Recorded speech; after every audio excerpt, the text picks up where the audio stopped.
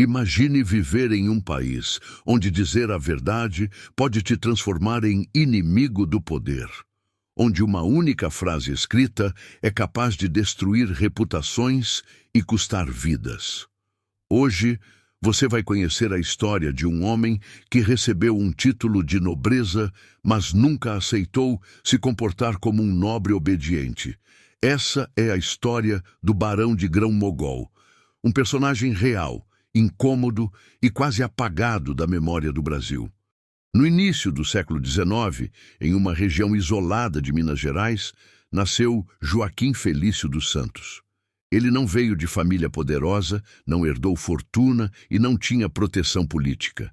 Desde cedo, percebeu algo que muitos fingiam não ver. O Brasil era um país marcado pela injustiça, pela desigualdade e pelo silêncio imposto pelo medo. Enquanto a escravidão sustentava fortunas e autoridades abusavam do poder, Joaquim Felício escolheu um caminho perigoso. Ele decidiu escrever. Em uma época em que a palavra podia ser mais ameaçadora que uma arma, ele se tornou jornalista, intelectual e crítico do sistema imperial. Cada texto publicado era um desafio direto às elites.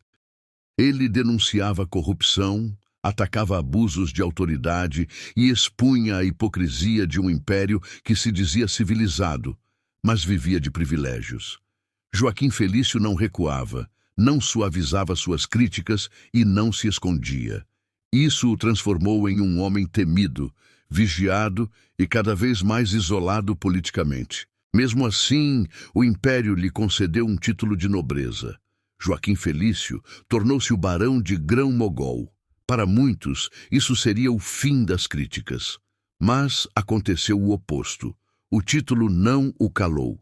Tornou suas denúncias ainda mais visíveis e ainda mais perigosas para quem estava no poder.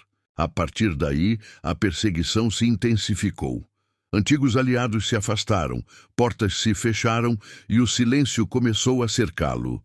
O poder tolera quase tudo, menos quem o desafia publicamente. O Barão de Grão-Mogol pagou o preço por não aceitar o papel que esperavam dele. Nos últimos anos de vida, Joaquim Felício viveu longe do prestígio que o título prometia. Sem homenagens, sem proteção e sem reconhecimento. A história oficial seguiu em frente como se ele nunca tivesse existido.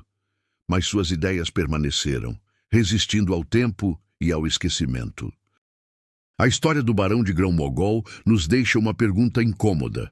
Quantas vozes corajosas foram silenciadas para que o poder continuasse confortável?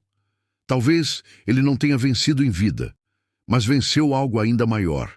Venceu o esquecimento, e sua história ainda merece ser contada.